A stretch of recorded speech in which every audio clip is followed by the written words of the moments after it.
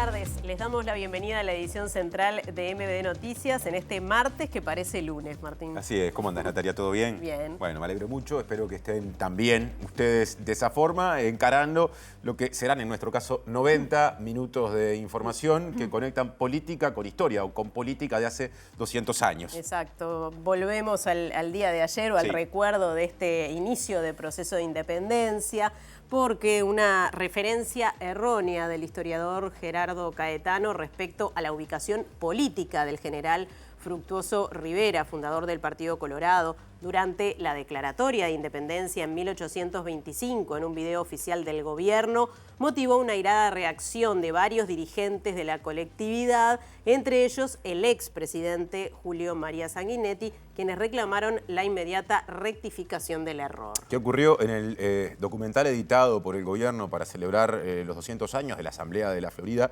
Caetano había dicho que Rivera en aquel momento estaba junto al bando portugués con el general Carlos Federico Lecor, y luego de las críticas coloradas, el propio Caetano reconoció el error y el gobierno ordenó realizar una reedición de este material audiovisual, eliminando el tramo que se había cuestionado. Vamos a tener el desarrollo de esta información, pero hay mucho más en esta edición. Para muestra van los titulares.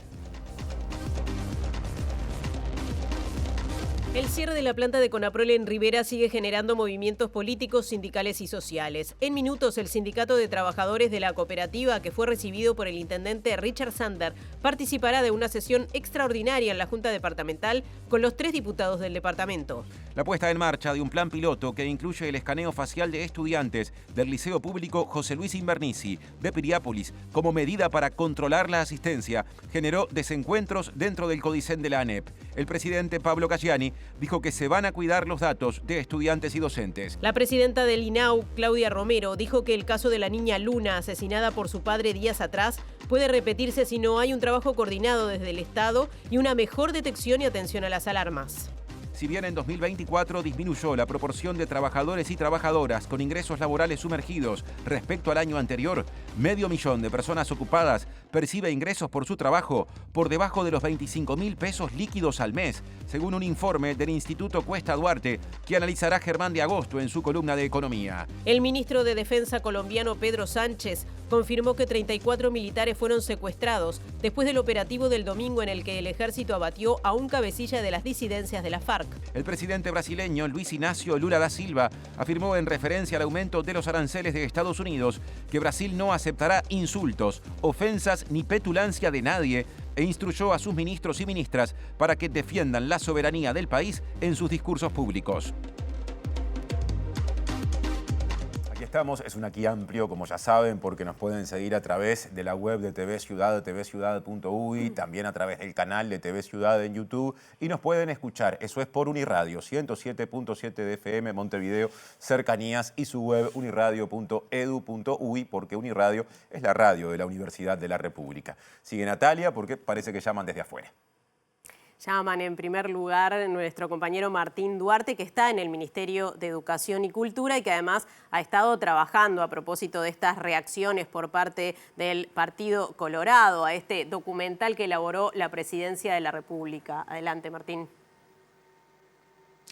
Natalia, Martín, buenas tardes. Sí, como decías, en una jornada que estuvo cambiante a propósito de las reacciones que generaron tanto en filas del Partido Colorado, principalmente a partir de este documento emitido por Presidencia que maneja la palabra de distintos historiadores, en particular la molestia sobre algunas declaraciones de Caetano sobre el rol de Rivera en la independencia de nuestro país, fragmento que fue ya corregido y se subió editado. Vamos a estar hablando en algunos minutos con el director nacional de Educación, Gabriel Kirichi, a partir de lo que ha sido esta molestia y estos cambios que tuvo el trabajo, pero también otras reacciones como de la Iglesia Católica. El propio arzobispo Daniel Sturla criticó que por inteligencia artificial se haya modificado justamente la vestimenta de un presbítero a propósito de también su vinculación con la declaratoria de la independencia. De estos temas estaremos hablando en algunos minutos. Y otro tema, parece que hubo acuerdo por las certificaciones médicas de funcionarios y funcionarias públicas. Diego Martini, adelante. Ministerio de Trabajo y Seguridad Social se acaba de firmar un acuerdo entre COFE y las autoridades del Ministerio que deja el régimen anterior que había y se vuelve a tener el régimen que había previo a la rendición de cuentas del gobierno anterior. Ampliaremos en unos minutos. Ahora agropecuarias, porque en el marco del Plan Nacional de Lucha contra la Garrapata, el presidente de Línea, Miguel Sierra, anunció que se está desarrollando una vacuna. Y en paralelo, el ministro de Ganadería, Agricultura y Pesca, Luis Alfredo Frati, dijo que se comenzará a vacunar con una vacuna ya existente proveniente del Instituto Pasteur. Hoy nosotros tenemos herramientas para bajar la cantidad de leptoparásitos y bajar las muertes, sobre todo con las herramientas que tenemos. Lo que creo es que al aparecer una vacuna, me parece que nos puede facilitar bastante este control. La vacuna de línea estaría para dentro de 2 años, la del Pasteur ya se está aplicando a campo y bueno, la van a presentar ahora Agustín Correa y su equipo. Así que bueno, hay 2 vacunas, una actual del Pasteur y una que estará en 2 años de Iña con el Instituto de Higiene de la UDELAR. Bien, comenzamos el desarrollo de la información. Les contamos que el presidente de la República, Yamandu Orsi, se reunió con una delegación de ejecutivos de Google para hablar sobre la evolución del centro de datos de la empresa en el Parque de las Ciencias, en Canelones, y también sobre los desafíos de la inteligencia artificial y la ciberseguridad. También participaron de esta reunión la vicepresidenta de la República, Carolina Cose, el secretario de la Presidencia de la República, Alejandro Sánchez, y justamente en ese ámbito la empresa multinacional brindó detalles de los programas de desarrollo comunitario y también de fomento de habilidades tecnológicas que se realizan junto a organizaciones de la sociedad civil.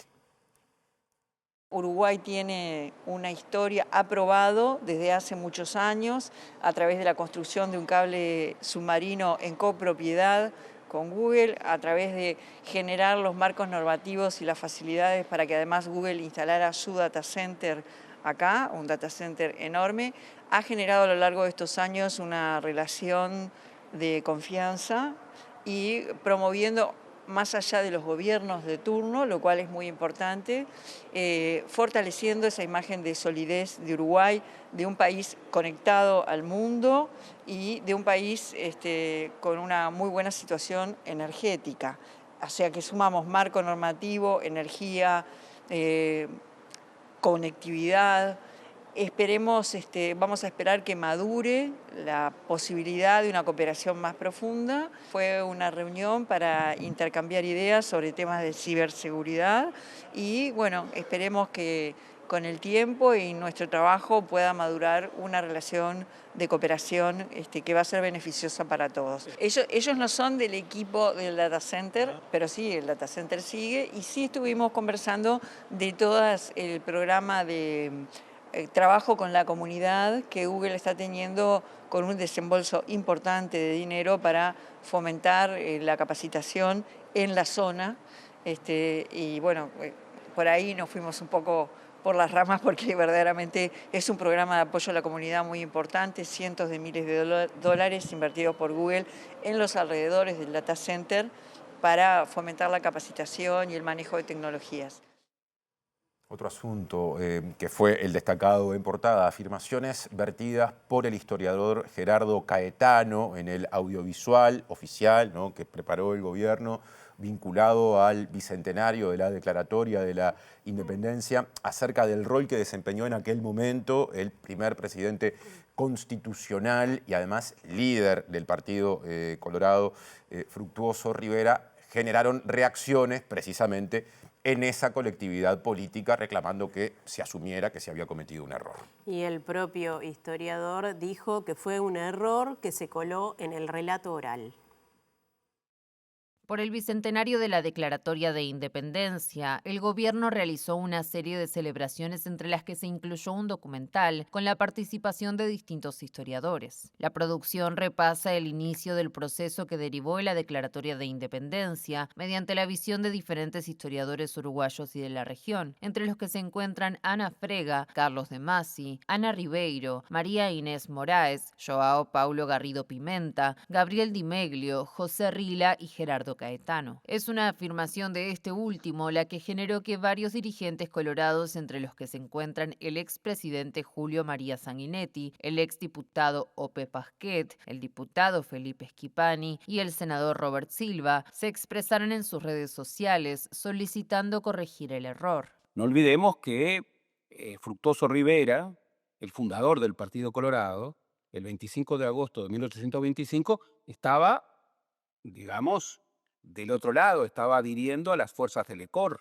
Entonces era muy difícil para los colorados defender una fecha de esa magnitud. El error es demasiado grueso, no es inocuo y debe ser corregido, manifestó el dirigente Ope Pasquet. Por su parte, el senador colorado Robert Silva subió la vara y señaló que llevará el tema a la sesión del Comité Ejecutivo Nacional del Partido Colorado. Consultado por el diario El País, el historiador Gerardo Caetano se refirió a la polémica reconociendo que la afirmación fue un error que se coló en el relato oral. El controvertido abrazo del Monzón ocurrió el 29 de abril, es decir, antes del 25 de agosto. Y agregó, el 25 de agosto de 1825, Rivera ya no estaba del otro lado adhiriendo a las fuerzas del ECOR. Sin embargo, aclaró que el 25 de agosto fue considerado hasta el siglo XX siempre como una fecha del Partido Nacional, por lo que el Partido Colorado prefirió siempre celebrar la fecha del 18 de julio de 1830, el día de la jura de la Constitución. Presenta UTE. Porque en UTE creemos que todo lo que das vuelve. Por eso creamos el Plan Redondo. Ahora, posición del gobierno con respecto a este tema de parte de alguien que además tiene formación en historia porque es docente. Nos cuenta más para presentar lo que viene Martín Duarte desde uno de los móviles.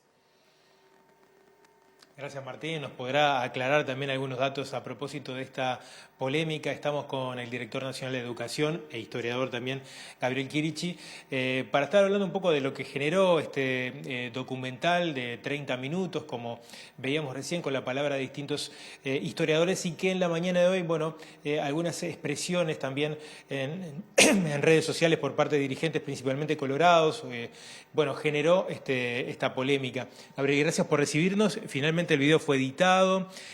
Bueno, ¿cómo se procesó también? Hubo intercambio también con los dirigentes colorados a propósito de, bueno, ese fragmento que recién repasábamos donde Caetano se refiere un poco al rol de Rivera en la independencia, ¿no?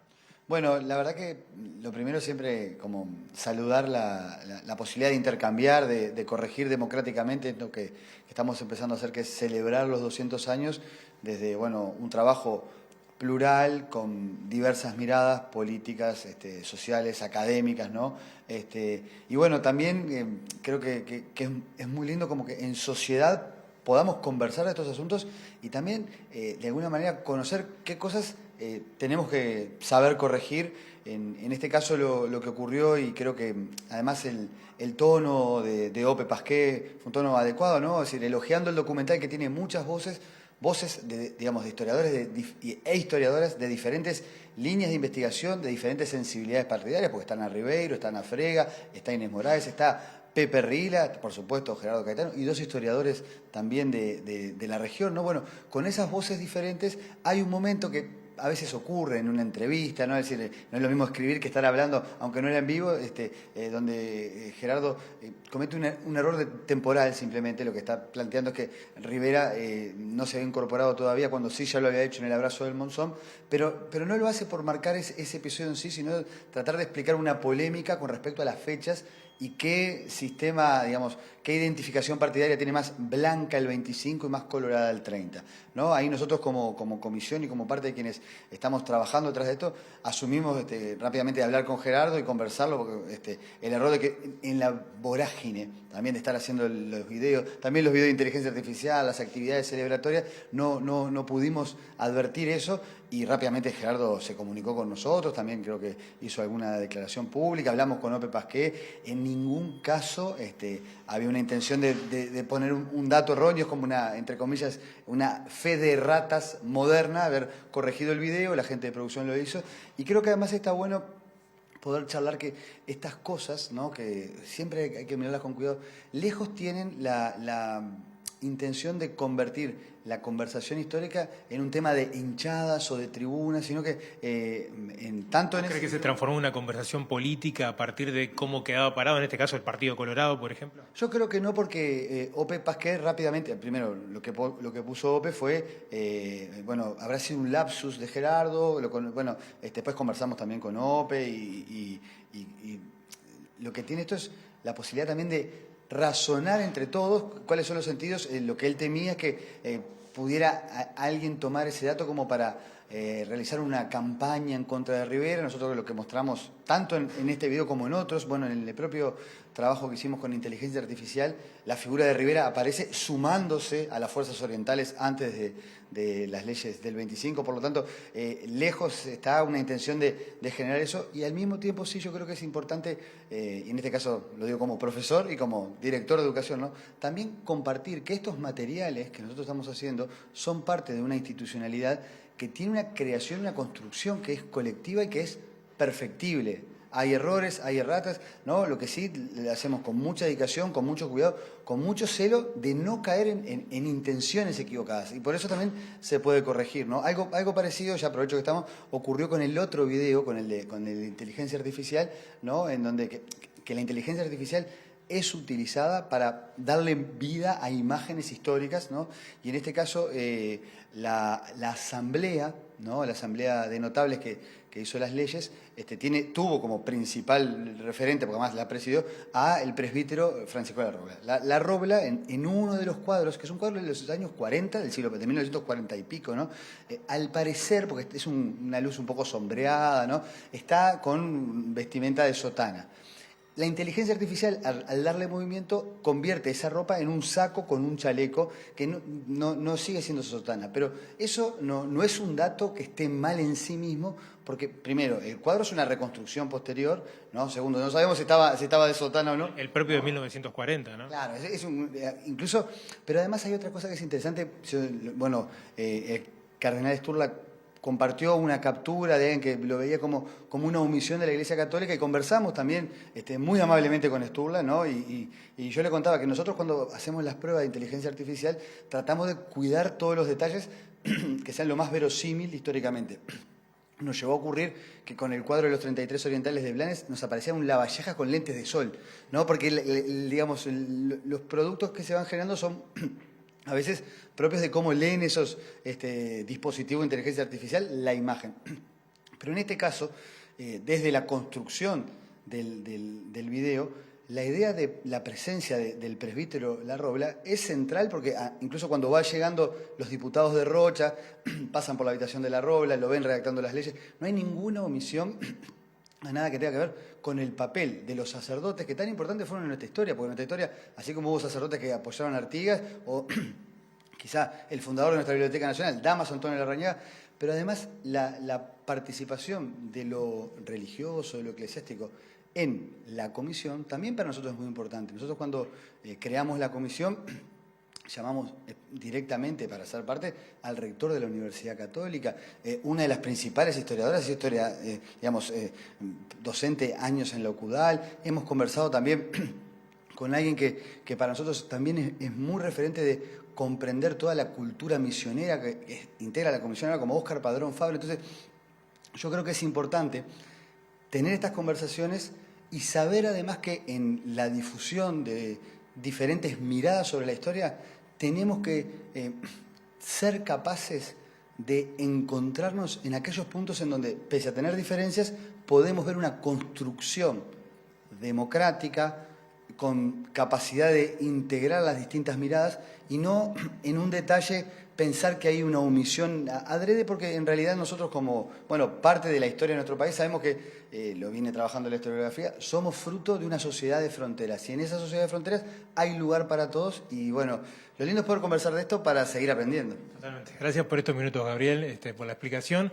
El director nacional de Educación, refiriéndose a lo que fue este suceso y la polémica que generó tanto en el Partido Colorado como en la Iglesia Católica. En Antel, llévate un Antel Box con la mejor conexión para que puedas ver todo lo que quieras de manera fácil, rápida y directa.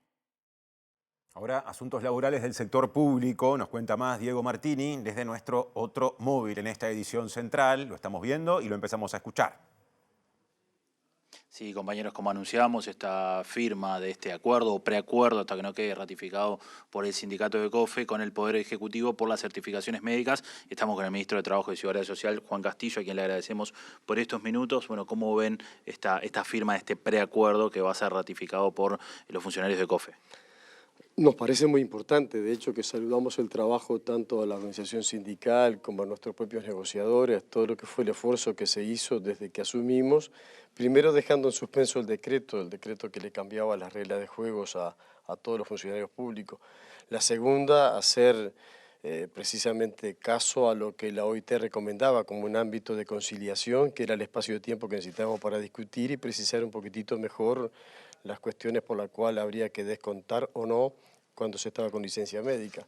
Y la tercera, que se propició a partir de la búsqueda de acuerdos, de buscar iniciativas de distinto tipo, analizar un poquitito más objetivo y no generalizar sobre la situación de la enfermedad de los trabajadores y las trabajadoras. Esto permite este preacuerdo que ahora va a la elaboración de la ley de presupuesto y tiene que ser el Parlamento el que termine aprobando definitivamente, ¿no?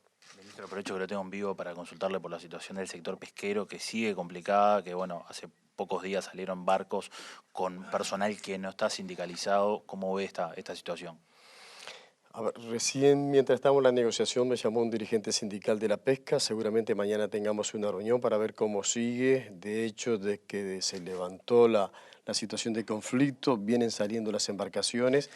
Obviamente que no hubo un acuerdo colectivo para firmar la salida y eso hace que tengamos algunas complicaciones en cada empresa o en cada barco. La situación nuestra sigue siendo la misma. Primero hay que respetar el derecho al trabajo, hay que respetar la voluntad de los trabajadores y las trabajadoras, de los sectores, de los empleadores que quieren sacar la embarcación y respetar algunas normas y criterios de manera de empezar a recomponer. Por sobre todas las cosas, recomponer una actividad que quedó muy golpeada después de esta situación de conflicto, ¿no? ¿Y cómo se puede recomponer esta situación? Veamos, nosotros lo que como gobierno nos convocamos es a formar una comisión multisectorial. Le integramos varios organismos del gobierno, el Ministerio de Ganadería, Agricultura y Pesca, el Ministerio de Industria, el Ministerio de Trabajo, institutos de cada uno de los ministerios y además la participación de las cámaras pesqueras y de los sindicatos. Hay que darle forma a eso, estábamos trabajando hoy con la directora de Dinara, seguramente en estos días va a haber alguna información para eso. Aprovecho también a consultarlo por la industria láctea, que es otro sector que también está en una situación compleja. Similares características acá, hay muchas de estas industrias que están en conflicto que no depende de una sola razón política, social o empresarial. La industria láctea también es una de ellas, hay diversas formas de empresas, sociedades anónimas, de empresas multinacionales, formas de cooperativa y también ámbitos de gobierno distintos. El Ministerio de Agricultura y Pesca y el Ministerio de Industria acá también comparten con nosotros la responsabilidad de ir buscando salidas a varios golpes que ha sufrido, al menos en el último año, la industria láctea de nuestro país. Bueno, lo que estamos propiciando es buscar un ámbito colectivo de manera de poder sentarnos a la misma mesa y discutir el problema más de fondo y no una situación puntual de alguna de las empresas. Castillo, a propósito justamente de la situación en Rivera, ¿qué viabilidad tiene la propuesta que hizo Sander para mantener abierta la planta? Es que la viabilidad no termina siendo una cuestión de voluntad política o de simpatías, sino que lo que efectivamente haga viable cualquier empresa, cualquier industria y que tenga también directa correspondencia con la iniciativa que esté tomando el gobierno. Nosotros hemos dicho desde el inicio que nos preocupa la situación de la industria en general, en particular de las principales industrias como la industria láctea en nuestro país. Esto tiene que ver con generación de puestos de trabajo, el empleo como una prioridad y también el generar ingresos para los trabajadores y los trabajadores. Obviamente que una decisión de este tipo golpea una situación en donde el trabajo escasea y trae toda esta preocupación, toda esta situación de movilización de los sectores sociales, de los sindicatos y de las fuerzas vivas del departamento de Rivera. Si la propuesta es de recibo, si tiene fundamento, es lo que nosotros queremos discutir con los directamente involucrados, y son los trabajadores y los integrantes de la cooperativa. Y esto es lo que queremos propiciar con ese ámbito. ¿Cuándo se va a dar ese ámbito? Hoy lo estuvimos coordinando, en la mañana de hoy hablamos con el ministro de Ganadería, en la tarde a través de mensajes con la ministra de Industria. Ojalá que sea posible que esta misma semana, porque la situación se viene alargando también demasiado. ¿Sí? Ministro, en las últimas horas se conoció un informe del Instituto Cuesta Duarte que indica que el 30% de los trabajadores cobra salarios menores a 25.000 pesos y en algunos sectores esta cifra asciende a un 40%. ¿Qué valoración le merece? No conozco el informe, pero seguramente se hubiera el Instituto Cuesta Duarte, que es un instituto serio de nuestro país en el ámbito sindical, pero que siempre somete y genera debates en sus opiniones, en sus elaboraciones. No hace más que reafirmar una de las preocupaciones centrales que se mantenía también durante toda la campaña electoral y al inicio de nuestro gobierno. O sea, los sectores denominados 25.000 pesistas son la mayoría. Se encuentran entre 500 y 600.000 trabajadoras y trabajadores. En nuestro país con ese dinero no se vive. Por lo tanto, es una preocupación central de buscar los mecanismos y las formas para que con diversos instrumentos, los consejos de salarios, los decretos de resoluciones de aumento del salario mínimo nacional o algún otro tipo de incentivo también al empleo pueda estar generando y levantando ese promedio para que crezca. Pero tiene que crecer bastante. Un 2, 3 o 5% que puede tener expectativa a veces un consejo de salarios, no termina siendo la solución para los que ganan tan poco. Capaz que los que ganan más sí tienen un oxígeno suficiente, pero no para estos sectores que normalmente son no muy bien atendidos en lo que son los consejos de salario. Algunos porque ni siquiera participan, hay que saberlo, ¿no? Estamos hablando de la economía informal, del trabajo informal. Por tanto, hay que seguir trabajando en esa dirección, buscando iniciativas. Ministro, estamos en vivo para Telemundo. Disculpe que lo haga volver al tema inicial, pero las principales características de este preacuerdo que se firmó hoy con COFE. El acuerdo hace alusión al decreto que el gobierno anterior había sacado sobre las licencias médicas, cambiando las reglas de juego después de toda una historia de determinadas características. Se había presentado una queja por parte de la Central Sindical ante la OIT que recomendó al gobierno uruguayo armar un ámbito de conciliación, cuestión esta que no se había concretado con el gobierno anterior y lo hicimos en este periodo de gobierno. Ese ámbito de conciliación trajo aparejado que en la tarde de hoy, con el acuerdo del Poder Ejecutivo, con la participación activa de los trabajadores en la Central Sindical, en COFE y en los demás organismos sindicales, hiciera posible que firmáramos un preacuerdo que cambie. Bien, escuchábamos allí al ministro de Trabajo y Seguridad Social, Juan Castillo. Vamos a seguir en tema de alguna manera porque la ministra de Industria, Energía y Minería, Fernanda Cardona, valoró positivamente la reciente reanudación de la actividad de la pesca, pero advirtió que las soluciones al conflicto aún están en curso, deben contemplar la contratación del personal que ya trabajaba antes del diferendo. Sí, y habló también de otros asuntos. Justamente se refirió a la situación que se da en otros conflictos como el de Conaprole, pero vamos a verla y a escucharla.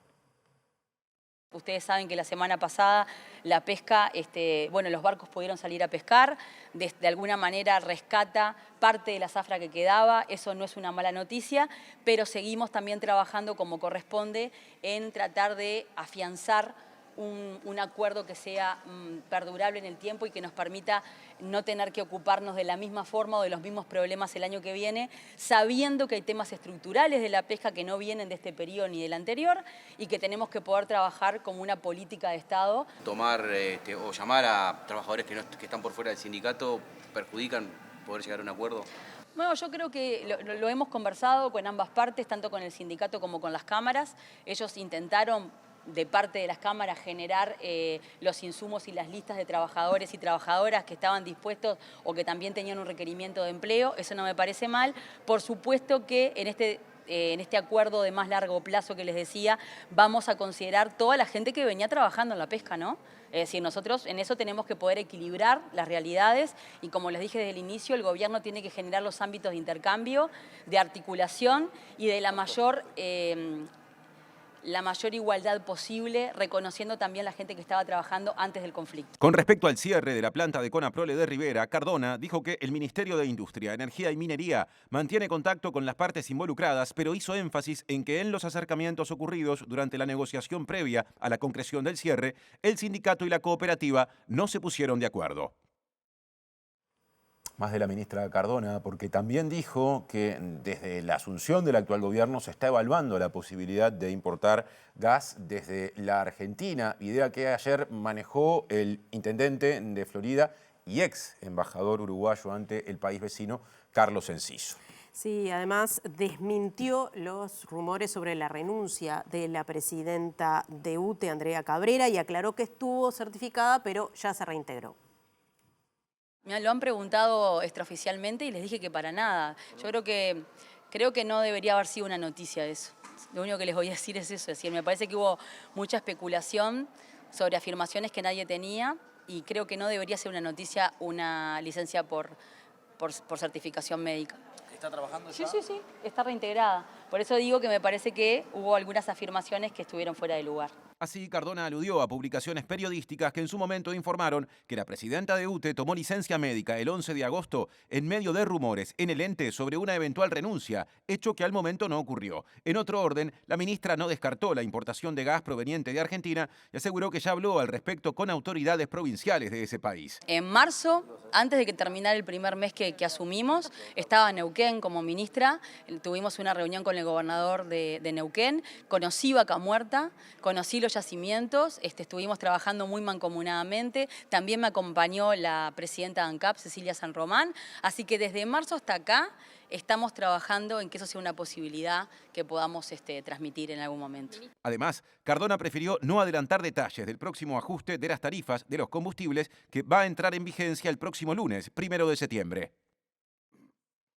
Presenta Mercado Agrícola de Montevideo, en el corazón de un barrio donde late la ciudad. Mercado de Historias. Mercado de Historia.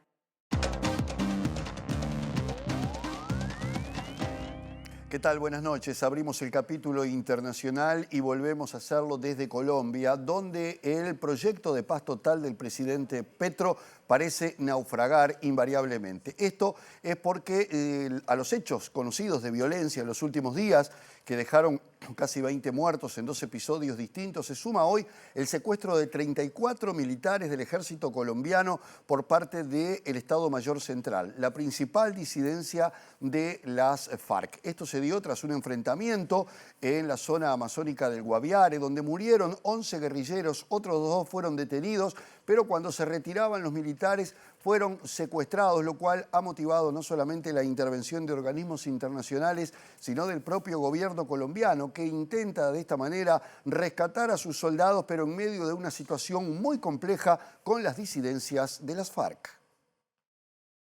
34 militares secuestrados, un total de 11 miembros de las disidencias de las FARC muertos y 2 capturados fueron confirmados por el gobierno colombiano en relación con el operativo contra una de las disidencias de las FARC lideradas por Néstor Vera Fernández, alias Iván Mordisco. Los hechos ocurrieron en el departamento de Guaviare, ubicado en la región de la Amazonía colombiana, e involucraron a miembros del Estado Mayor Central, un grupo de excombatientes de las FARC que rechazaron el acuerdo de paz del 2016 con el entonces gobierno de Juan Manuel Santos. La información fue confirmada por el ministro de Justicia, Pedro Sánchez, quien señaló que al parecer los militares fueron secuestrados por civiles tras el operativo en medio de lo que calificó como una acción ilegal y delictiva. El secuestro se produjo en la misma zona rural donde el pasado domingo fue abatido Willington Vanegas Leiva, alias Dumar, uno de los principales jefes del Estado Mayor Central, y el ministro afirmó que los soldados fueron secuestrados mientras evacuaban la zona luego del operativo militar en el que murieron otros 10 guerrilleros. El comandante general de las fuerzas militares, almirante Francisco Cubides, señaló que desde el momento en que se tuvo conocimiento de la situación, se realizan coordinaciones con la Defensoría del Pueblo, la misión de apoyo al proceso de paz de la OEA y la misión de la ONU en Colombia, para que de manera pacífica las comunidades permitan la movilidad de las tropas. El nuevo secuestro masivo se produce tras un incidente similar ocurrido el pasado junio, cuando 57 soldados permanecieron cautivos durante 2 días en una región montañosa del suroeste del país, otro bastión de una facción disidente de las FARC.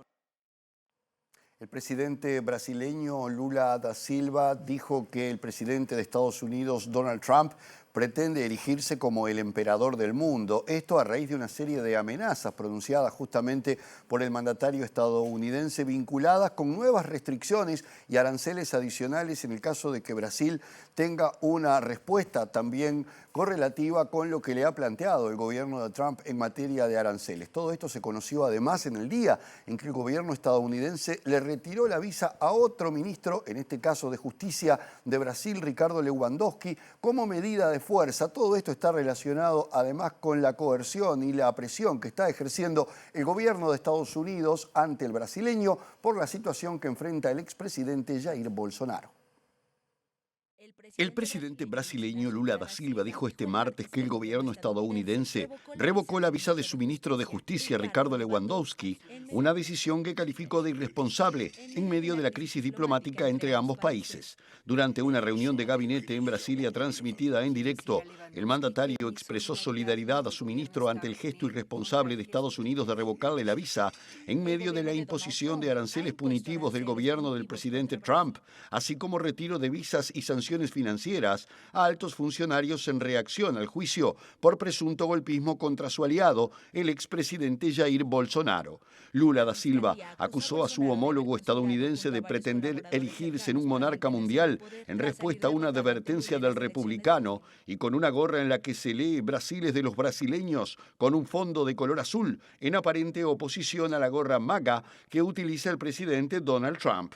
Está la cuestión de la última novedad, que es la postura del gobierno de Estados Unidos, que ha actuado como si fuera el emperador del planeta Tierra, es decir, algo descabellado. Él sigue amenazando al mundo entero, aseguró Lula durante la segunda reunión ministerial del año, celebrada en el Palacio de Plan Alto.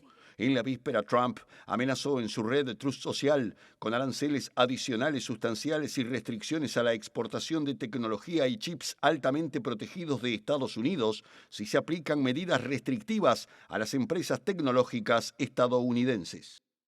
Presentó Mercado Agrícola de Montevideo, en el corazón de un barrio donde late la ciudad. Mercado de Historias. Mercado de Historia. El presidente de la ANEP, Pablo Casciani, dijo que no le resulta del todo cómodo el plan piloto con cámaras de reconocimiento facial que se implementará en septiembre en el Liceo José Luis Invernici de Piriápolis, departamento de Maldonado, con el objetivo de controlar el nivel de asistencia. Tanto desde sindicatos como especialistas cuestionaron también esta iniciativa por entender que va en contra, digamos, vulnera libertades individuales y también privacidad, un concepto que comparte Casciani, que dijo que esto además invade etapas clave de la vida de estudiantes como es la adolescencia. Probándolos con técnicos de la ANEP, cuidando los datos de nuestros estudiantes y cuidando los datos de nuestros docentes, como ANEP cuida todos los datos, para ver si funciona y si funciona, qué tipo de medidas se pueden tomar en algo que además en el mes de septiembre no tiene costo para ANEP. Es decir, esto es... ¿Los padres de los niños y niñas van a tener que firmar alguna autorización ante esta utilización de las cámaras? Los padres de niños y niñas están siendo informados. De hecho, la semana pasada, es un material que ha circulado bastante, estuvieron los técnicos de ANEP en el liceo. Hoy están teniendo reuniones con docentes, con estudiantes y con familia para explicar que esto es en un circuito cerrado, es decir, dentro de la ANEP, con técnicos de la ANEP, y en definitiva es un pasaje de lista. ¿Han surgido críticas por parte del sindicato y de especialistas en cámaras de reconocimiento facial? Es que yo creo que ese es de los sistemas que estamos probando, es el que me parece más polémico. A priori a mí además no me resulta muy cómodo es ese planteo, pero bueno, estamos probando a ver si efectivamente eso es una solución o no es una solución. Casciani explicó que esta propuesta no le resulta cómoda porque la adolescencia es una etapa en la que se generan muchos cambios. La adolescencia y la juventud es un momento donde los gurises hacen ensayos de cosas de la vida. Y a veces esos ensayos tienen problemas con las reglas del mundo adulto. Tiene problemas hasta de la justicia penal juvenil. Nosotros queremos que a las instituciones educativas públicas vayan todos nuestros niños y jóvenes, y por lo tanto creo que una cámara no sería algo que estimulara a un conjunto de gurises que están teniendo acciones que están en la zona gris de la vida. Por eso entiendo que podría no ser el mejor mecanismo si queremos que todos los gurises del país asistan a la educación y lo hagan todos los días. La cámara puede ser algo que no estimule. También hablamos con Andrés Bentancor, que es docente del Liceo Invernizzi de Piriápolis y también dirigente de la Federación Nacional de Profesores de Enseñanza Secundaria, y dijo que esta decisión vinculada a este mecanismo de reconocimiento facial les tomó por sorpresa y que no habían recibido ninguna notificación de las autoridades hasta el miércoles por la noche. Además, dijo que si bien las cámaras aún no están funcionando, ya están instaladas en el predio. Empezamos a ver de qué se trataba, a estudiar un poco más a fondo lo que implican las cámaras biométricas, a quién se les daba los datos, cuestión que no sabemos cuál es la empresa que se va a hacer responsable de esta situación. Y bueno, empezamos cada vez a preocuparnos más, la comunidad educativa, ya no solo docentes afiliados, también los no afiliados, así como el gremio estudiantil y padres y madres de los estudiantes, empezaron a cuestionar mucho esta situación. Julián Mazzoni y Daisy Iglesias no estaban al tanto de esto, o sea, el nivel de desconocimiento es muy grande. Acá en el liceo se hicieron presentes mandos medios de Codicen y mandos medios de secundaria, o sea que la Dirección General de Secundaria y yo supongo que los representantes políticos del Codicen estaban al tanto de esto y enviaron a sus mandos medios para la implementación de estas cámaras. Nosotros no fuimos en ningún momento avisados, se le avisó a la dirección también tiene su reparo con esta situación, no está en una situación cómoda porque se debe a orden jerárquico, pero ha quedado entrampado en una situación donde toda la comunidad está muy enojada con esta situación, por poner un término más simple y más fácil de reconocer. El sindicato docente realizó una reunión de núcleo al mediodía de este martes y emitió un comunicado público donde se declara en conflicto y solicita a las autoridades el cese de la implementación de la modalidad de cámaras de reconocimiento facial. Según expresó Bentancor, la filial resolvió que de no suspenderse se declarará en paro desde el 1 de septiembre y ocupará el centro educativo.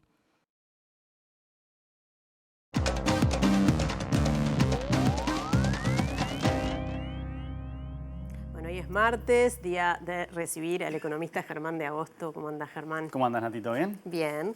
Y vamos a volver a uno de estos temas que cada tanto nos convocan, que es el de los salarios sumergidos, y ahora con datos del 2024. Sí, vamos a tomar el informe del Cuesta Duarte y analizar en el contexto de la próxima ronda de negociación salarial, que, para recordar, tenía un foco particular en elevar los ingresos más deprimidos, que eran los de la primera franja.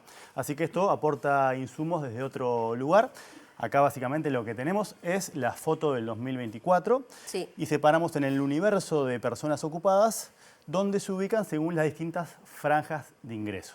El límite que pone el Cuesta Duarte, que es arbitrario en el sentido de definir qué es ser un salario sumergido, es el famoso concepto de 25.000 pesistas. Por tanto, lo que tenemos ahí en rojo es lo que marca la separación de los salarios sumergidos del resto de los salarios, y en particular en el 2024 tenemos más o menos 500.000 de ocupados que percibían menos de 25.000 pesos líquidos por 40 horas de trabajo semanal. En particular, dentro de ese 30%, hay un 9% que perciben menos de 15.000 pesos líquidos. Y si te fijas en el otro extremo de las franjas que define el Cuesta Duarte, tenemos que más de 50.000 pesos corresponden a un 27% de las personas ocupadas, que son más o menos 445.000. El universo igual total son menos los que perciben más de 50.000 que los que perciben menos de 25.000. Exacto, 27 contra ese 30%, teniendo en cuenta que ese 30% recoge ese 9% que está todavía más complicado. Muy sumergido. Exactamente. Vamos a la siguiente placa para tratar de analizar la evolución de los 25.000 pesistas y tomamos 3 referencias, 2019 como el dato prepandemia, que lo hemos tomado para niveles salarios en distintas ocasiones, el 2023, el dato inmediatamente anterior, y el 2024 es lo que analizamos recién, ahí está el 30%, el 70% por lo tanto tiene salarios que no son sumergidos. Entonces, si comparamos con el año pasado, tenemos una mejora ¿sí? Hay más o menos 19.000 pesistas menos en términos de carne y hueso, pero lo miramos en proporción para que otras dimensiones no nos alteren la interpretación. ¿Sí? Así que tenemos una mejora, porque cae 3 puntos porcentuales los salarios sumergidos, sigue siendo casi 1 de cada 3, pero fíjate que en 2019 todavía la proporción de trabajadores con salarios sumergidos en el total sigue siendo mayor a la que teníamos en 2019, cuando era el 28% los trabajadores que padecían esta problemática vinculada esencialmente a la calidad del empleo, pues estamos hablando de la dimensión salarial. Así que acá tenemos la evolución y la idea ahora es recorrer un poco el informe analizando distintos criterios para separar la población y tratar de analizar cómo se distribuye esa problemática en función de distintos criterios, y es lo que tenemos en la siguiente placa. Acá fíjate que cada colorcito representa un criterio distinto para separar los datos, y de vuelta, lo rojo es la proporción de trabajadores con salarios sumergidos y la sombra negra lo que nos completa ese 100%. ¿Sí? A nivel de género tenemos que es una problemática que afecta más a las mujeres que a los hombres. Como suele suceder. Exactamente, como podés recorrer en las distintas dimensiones del mercado laboral, te vas a encontrar con esas brechas estructurales. ¿Sí? A nivel regional, es una problemática más concentrada en el interior que en Montevideo, 29% contra 20%. Dentro de los trabajadores que pertenecen al sector privado, un 30% percibe salarios inferiores a 25.000 pesos líquidos, pero dentro del sector público esa proporción cae al 4%. ¿Sí? Y finalmente, cuando separamos por condición, es decir, son formales los trabajadores o son informales los trabajadores, naturalmente el resultado es que dentro de la informalidad los salarios sumergidos afectan al 62% del total de trabajadores que pertenecen a ese ámbito informal. Exactamente. En definitiva, acá es simplemente tratar de analizar lo mismo desde otros ángulos o con otro set de información. ¿Sí? Vamos una plaquita más y seguimos analizando.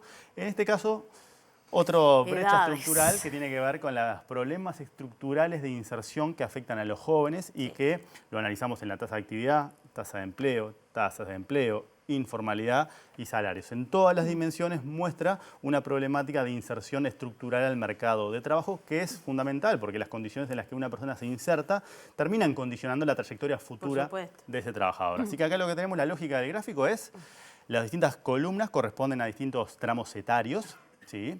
Y tenemos el lado bajo de la distribución, es decir, los 25.000 pesistas, que es lo rojo, y el lado superior, que es esa categoría que recoge a los que tienen más de 50.000 pesos. ¿Sí? Entonces, si agarramos a los jóvenes, que es parte de lo que queríamos hacer con esta placa, y fíjate que más de la mitad de los menores de 25 años ocupados, ¿sí?, tienen salarios sumergidos y apenas el 6% gana más de esos 50.000 pesos líquidos por esas 40 horas de trabajo semanal.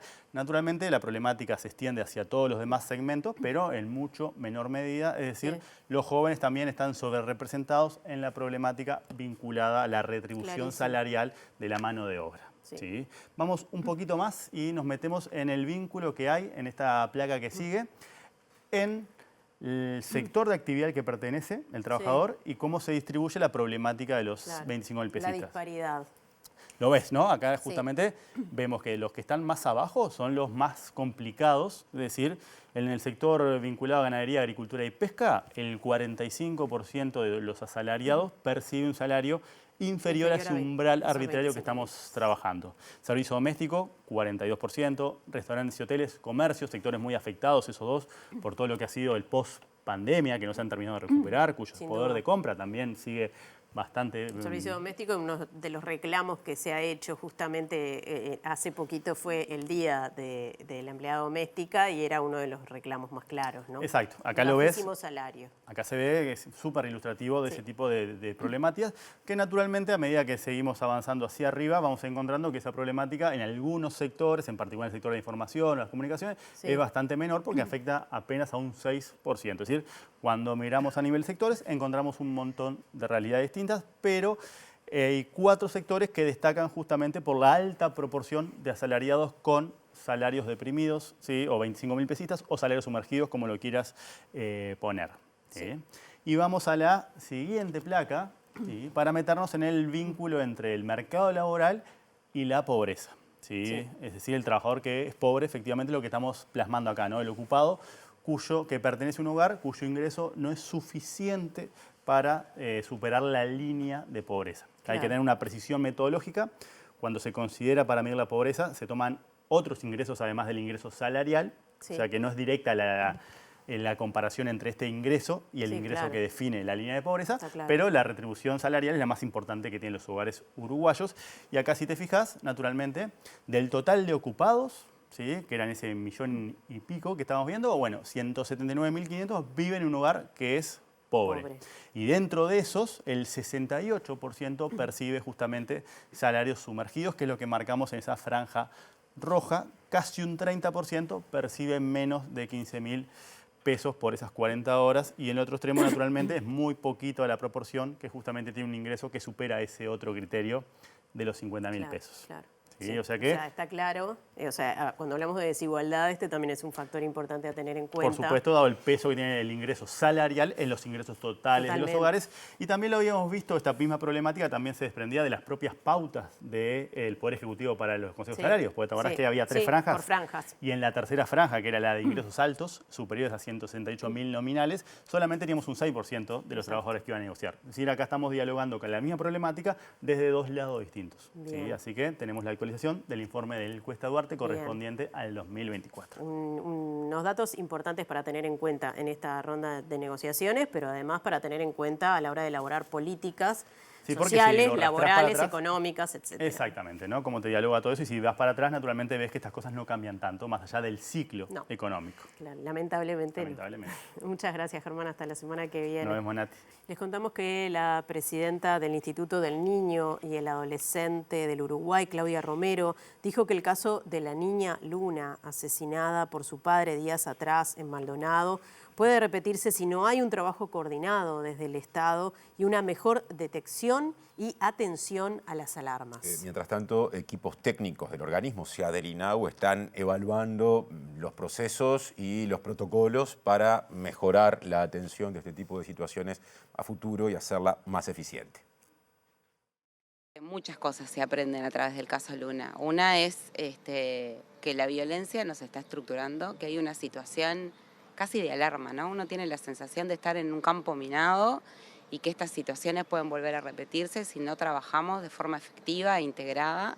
Hay que trabajar mucho en la prevención. La prevención tiene que ver con la educación. La violencia está estructurada y a veces naturalizada, pero tenemos que dar respuesta a la atención de los casos. Esto es seguimiento 1 a 1.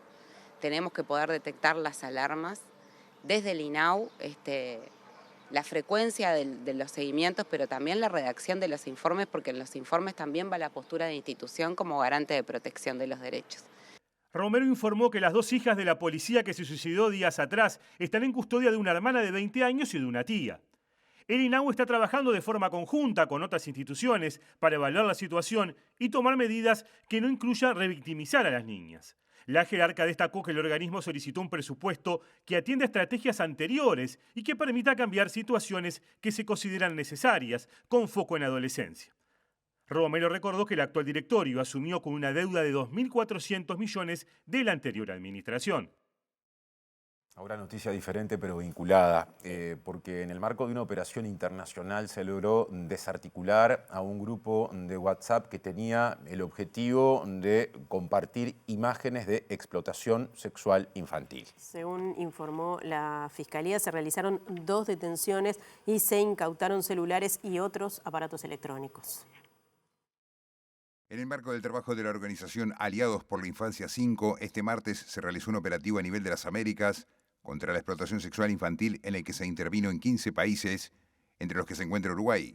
La Fiscalía de Delitos Sexuales de Quinto Turno, a cargo de la fiscal Verónica Bujarín, en coordinación con la Unidad de Cibercrimen, unidad especializada en cibercriminalidad de Interpol, llevaron adelante la Operación Garaza 2, con el objetivo de desarticular un grupo de WhatsApp integrado por 158 personas de toda América Latina, en el que se intercambiaban pornografía infantil.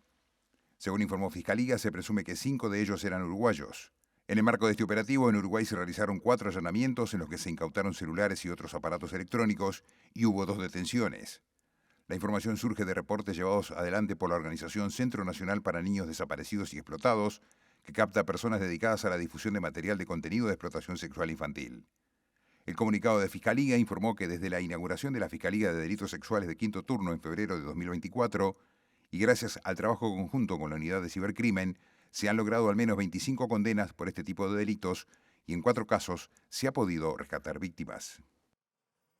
Ahora cambiamos de asunto. El Ministerio de Ganadería, Agricultura y Pesca pondrá en marcha en septiembre el Plan Nacional de Lucha contra la Garrapata, un ácaro que afecta al rodeo nacional y genera pérdidas del orden de los 100 millones de dólares. A su vez, en noviembre se iniciará un plan nacional de vacunación con una vacuna desarrollada por personal científico del Instituto Pasteur, que ha dado muy buenos resultados en trabajos de campo. Eso hace que hoy tengamos una situación sumamente delicada, ustedes saben, porque son periodistas, que hace algunos meses nos devolvieron algún contenedor por encontrar residuos de medicamentos que se usan para el combate a la garrapata. Esto no nos puede pasar como país exportador, ganadero y que además está en el top de los precios del mundo, ¿no? Uruguay junto a Estados Unidos y Australia es de lo que vende mejor su carne, por lo tanto nosotros tenemos que estar en la élite de la producción de carne y para eso tenemos que garantizar la inocuidad de nuestro producto. Y bueno, va un poco eso, mejorar el manejo, ajustar los controles y yo tengo mucha esperanza que allá por noviembre, cuando empecemos con el Pasteur y un par de instituciones más que aparentemente también tendrían disponibilidad de vacuna contra la garrapata, nos ayude al control de la misma. Hoy nosotros tenemos herramientas para bajar la cantidad de leptoparásito y bajar las muertes, sobre todo con las herramientas que tenemos. Lo que creo es que al aparecer una vacuna, me parece que nos puede facilitar bastante este control. Pero no hay que despreciar las herramientas que ya tenemos. Hay que respetar la ley y después tenemos que tener gente que la controle. Nosotros queremos que en cada departamento exista un dinamizador de la garrapata. Esta es una propuesta que nos propuso alguna gremial y que nosotros recogimos, así que no solo va a estar el Ministerio presente, sino que va a haber un técnico dedicado exclusivamente a este tema. Yo creo que de las enfermedades animales, claramente la que tiene más daño. Debemos andar muy cerca de los 100 millones. Ahora vamos a presentar algún dato, pero muy cerca de los 100 millones de pérdidas, porque no hay que olvidarse que no solo lo que se gasta en el tratamiento del ectoparásito, los animales que se mueren por la transmisión que hace la garrapata de la enfermedad que la gente conoce como tristeza parasitaria, y bueno, y las pérdidas de peso y las pérdidas de preñeces que también se pierden.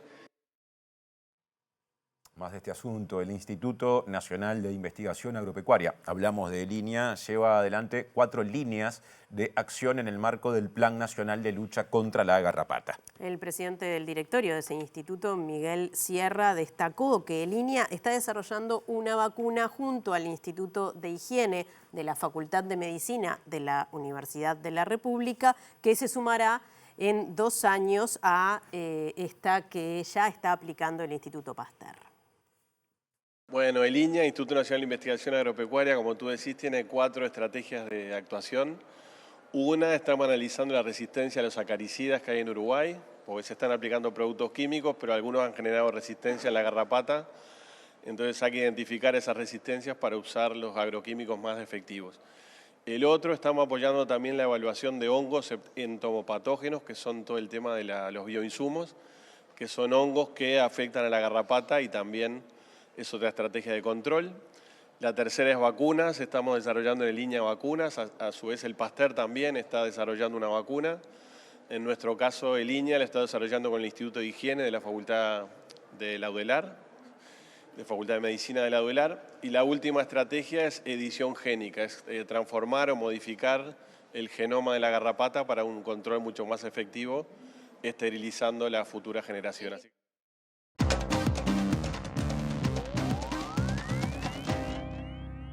Retomamos el capítulo internacional para hablar de Oriente Medio y la guerra en Gaza, particularmente sobre un tema que se dio a conocer en los últimos días, tiene que ver con la revista israelí Más 972 y el periódico británico The Guardian, que pudieron acceder a archivos de inteligencia israelíes que establecen que el 83% de las personas que han muerto hasta el mes de mayo en la Franja de Gaza eran civiles, que no tenían nada que ver ni con Hamas ni con la yihad islámica. Todo esto viene a cuento porque este fin de semana se produjo la muerte de 20 personas, 5 de ellos periodistas, en un hecho que ha sido condenado internacionalmente en la Franja de Gaza. Hoy miles de personas se manifestaron en Israel para pedirle al gobierno de Benjamín Netanyahu que termine con esta guerra, que asegure el regreso de los rehenes, tanto vivos como muertos, y que esto se termine de una vez.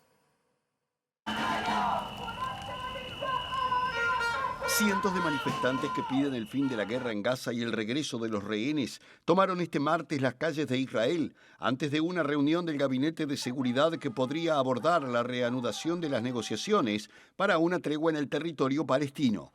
Qatar declaró que sigue esperando la respuesta israelí sobre una reciente propuesta de los mediadores que contemplaría una tregua acompañada de la liberación de rehenes, al tiempo que se mostró poco confiado en que si hubiera un compromiso, este fuera positivo. Según medios de comunicación israelíes, la reunión del Gabinete de Seguridad podría abordar la reanudación de las negociaciones tras esta propuesta de los mediadores, Qatar, Egipto y Estados Unidos, aceptada por Hamás. A primera hora de este martes, unos 400 manifestantes bloquearon calles en Tel Aviv, ondeando banderas israelíes y levantando fotos de los rehenes, mientras que la prensa informó de otras manifestaciones cerca de una sede de la embajada estadounidense en la ciudad, así como frente a las casas de varios ministros en todo el país.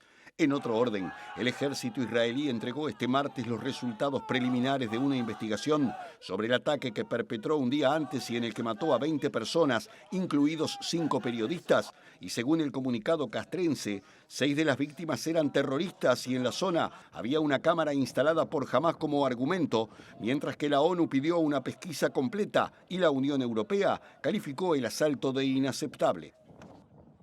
Canadá y el Mercosur retomarían las negociaciones en el mes de octubre para llegar a un tratado de libre comercio. Esto ya se había iniciado hace algunos años, pero la última reunión tuvo lugar en 2019, previo a la pandemia. Las actuales circunstancias a nivel internacional por parte del gobierno de Estados Unidos y también las situaciones que se vienen dando desde esa perspectiva han llevado al gobierno de Canadá a retomar esa iniciativa, según lo anunció el canciller brasileño Mauro Vieira. El Mercosur y Canadá volverán a sentarse a la mesa de negociaciones en octubre para discutir un acuerdo de libre comercio, interrumpido desde la pandemia, un anuncio que fue realizado este lunes en Brasilia por el canciller brasileño Mauro Vieira y el ministro de Comercio Internacional canadiense Maninder Sidhu, tras una reunión bilateral. Vieira calificó la decisión como un paso oportuno y estratégico, mientras que el ministro canadiense subrayó que la coyuntura global obliga a fortalecer alianzas frente a políticas proteccionistas, en alusión directa a las medidas arancelarias de la administración de Donald Trump en Estados Unidos, y señaló que un acuerdo le permitiría al Mercosur acceder a una de las economías más abiertas y dinámicas del mundo y al mismo tiempo daría a Canadá un mayor espacio en América Latina. En 2024, el comercio bilateral entre ambos países alcanzó los 9.100 millones de dólares, con un saldo favorable para Brasil gracias a exportaciones por 6.300 millones, y como parte de los esfuerzos por estrechar lazos, en septiembre un grupo de empresarios brasileños participará en un foro de negocios en Toronto. En una nota conjunta, Brasil y Ottawa señalaron que como paso oportuno para una mayor diversificación económica, los jefes negociadores de Canadá y los países del Mercosur deben reunirse en octubre para reanudar las conversaciones de un tratado de libre comercio. Las conversaciones con ese fin se habían enfriado tras una séptima ronda de reuniones en agosto de 2019, pero Brasil, que preside actualmente el Mercosur, y Canadá afirmaron que comparten un compromiso histórico con el comercio abierto, justo y sostenible, y trabajan en conjunto para promover la prosperidad bilateral y regional en el marco del sistema global de comercio. Les contamos que el gobierno y la empresa Montecón acordaron suspender hasta el 12 de enero del año próximo el arbitraje internacional por $600 millones por la extensión de la concesión de la terminal de contenedores del puerto de Montevideo hasta 2081 a la empresa belga Catunasi. Hablamos de este asunto con Silvia Echevarne, que es especialista en derecho marítimo, que dijo que el acuerdo es positivo, la noticia es positiva, pero aseguró que el acuerdo precisamente deberá ser analizado para que Uruguay no quede atado. Todavía no tenemos mayores detalles de cómo es la iniciativa que se presentó. Sabemos solamente lo que ha trascendido en la prensa, que es una terminal polivalente, que implicaría tener toda la dársena 2, pero no tenemos mayores detalles. Lo más trascendente es lo que vos decías, dejar en pausa, abrir un ámbito de diálogo y de negociación por un año a la espera del estudio de esta iniciativa privada. Y eso me parece muy bueno para el Estado. Eso no elimina la posibilidad de que ellos en algún momento puedan volver al litigio. No, entiendo que ya está constituido el tribunal y que se tienen que presentar cuáles van a ser los fundamentos de la demanda. Y ahí en fundamentos de la demanda ustedes saben que hay algunos que son muy sólidos. ¿Hay un interés, digamos, de la empresa de Montecom de recuperar algo de lo que ellos entienden que perdieron para evitar ir a este juicio? Yo desconozco cuáles son los detalles de la iniciativa privada, pero me imagino que una terminal polivalente que abarque toda la dársena 2 y que debe tener, sí, el negocio de los contenedores contemplado, más otras unidades de negocio. Seguramente para el negocio de contenedores estén pensando en grúas pórtico, para lo que vos decías, tratar de captar algo de volumen del negocio que se perdió. Bueno, reitero, falta información, sabemos solamente, pero es una buena noticia que haya una pausa y que se esté conversando. Ningún juicio para el Estado es bueno. ¿Esto era algo que se podía haber evitado? Sin duda, sin lugar a dudas, todo se podía haber evitado. Se podía haber evitado lo que está pasando ahora, que tengamos esta crisis que estamos pasando, que se esté conversando en este momento mientras vos y yo estamos acá dialogando. Las autoridades están trabajando con la Cámara de Armadores Paraguayos para tratar de que vuelvan los tránsitos. Todo era absolutamente evitable. Cambiamos de asunto porque la Universidad de la República informó a través de su cuenta oficial en la red social X que el buque Falcortú está regresando al área de estudio en la que estaba realizando la tarea de investigación.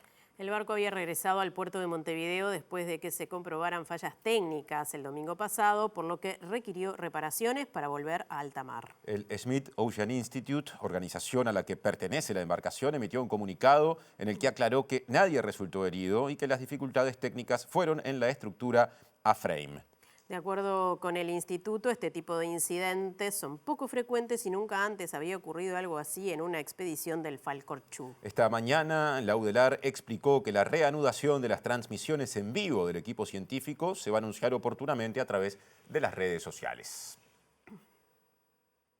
Cambiamos de asunto. El Ministerio de Desarrollo Social y el de Industria, Energía y Minería presentaron el proceso hacia una estrategia nacional PROVAS que refiere a los denominados productos con valor social durante el periodo 2025-2030. Claro, se busca promover justamente a ese tipo de emprendimiento y producto porque se considera que generan impacto positivo en la sociedad y la economía y que al día de hoy, atención, involucran a cerca de 200 personas emprendedoras. La idea de la construcción de la estrategia entre el MIDES junto al Ministerio de Industria, bueno, tiene que ver con recuperar esa complementariedad entre lo social y lo productivo que se da en unidades productivas muchas veces a pequeña escala, pero también, hablando de los procesos, incorpora, por ejemplo, a cooperativas sociales. Queremos que incorpore también en esta nueva etapa a microempresas, es decir, queremos que tenga un salto un poco más importante en la envergadura del alcance, pero en principio el Ministerio de Industria, estamos también interesados en que participe el Ministerio de Trabajo a través de la Dirección de Empleo, Intendencias, ANDE, es decir, generar un conglomerado que nos permita construir esa estrategia en función también de la realidad de hoy, ¿no? En función del análisis de la realidad en la que estamos hoy, la situación de muchos emprendedores, de muchas cooperativas sociales, de microempresas también, y en función de eso pensar, bueno, a quién más evidentemente habría que convocar. Estamos muy interesados en lograr conectar lo que son los dispositivos de protección social con las posibilidades de desarrollo social. En ese sentido, la captación de emprendimientos que existen y otros que se puedan llegar a generar, en lógica siempre de poder acumular en esto de la promoción sociolaboral, ¿no?